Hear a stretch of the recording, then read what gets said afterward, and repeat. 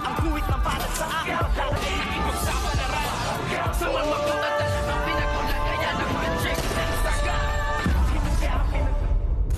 Good morning and welcome sa aking munting channel. Tinulungan nga nitong si Aling Marites ito ngang si Ramon para makaligtas kung kaya't dali-dali niya nga itong idinala sa pinakamalapit nga na klinik at ngayon nga ay nalunasan nga at talagang sinuwerting muli ito ngang si Ramon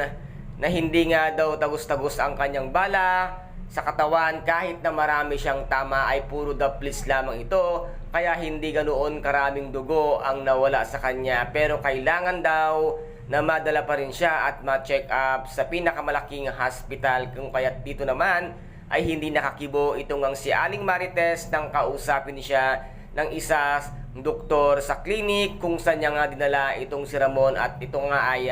hindi niya alam nagising na pala si Ramon at nagpasalamat nga sa kanya dahil niligtas ang kanyang buhay at dito nga ay nasabi ni Ramon na naalala ko na ilang taon na ang nakalipas ng piyesta ng Nazareno at dito naman ay biglang natulala ito ngang si Aling Marites nang maalala niya at dito lahat ay nasabi na nga rin nitong si Ramon ang pangyayari na hindi naman halos kayon matanggap-tanggap ni Aling Marites at nasabi nga niya kay Ramon na hindi mo ba alam kung gaano kasakit at kahirap ang ginawa mong pagwasak sa buhay ko at dito nga'y nasabi ni Ramon na dapat nga ay magpasalamat ka dahil ngayon ay inayos ko na ang buhay ni Tanggol. Lalo siyang nabigla nang marinig niya ang pangalang Tanggol at sinabi nga dito nitong si Ramon na magkasama na raw sila at hinuhubog niya nga ito para maging isang tagapagmana ng kayamanan ng mga Montenegro at nasabi naman ni Aling Marites na hindi maaaring maging demonyong katulad mo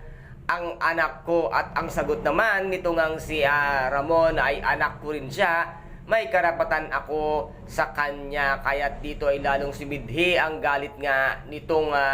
si Aling Marites at sinabi nga niyang anong alam mo sa pagiging isang magulang at dito naman ay hindi nakakibo itong si Ramon at ang sinabi nga lang niya ay mas mabibigyan niya ng magandang buhay or kinabukasan ang kanilang anak ngang si Tanggol. Ngunit walang kaalam-alam ito ngang si Ramon na maling Tanggol pala ang napunta sa kanya at ito ay ang anak nga nitong si Aling Marites kay Rigor na si David. Kaya guys, ito po ang ating pakaabangan dito nga sa tinaguriang pambansang teleserye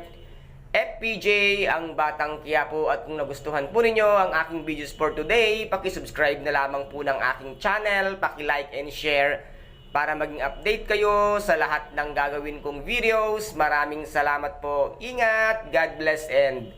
bye-bye!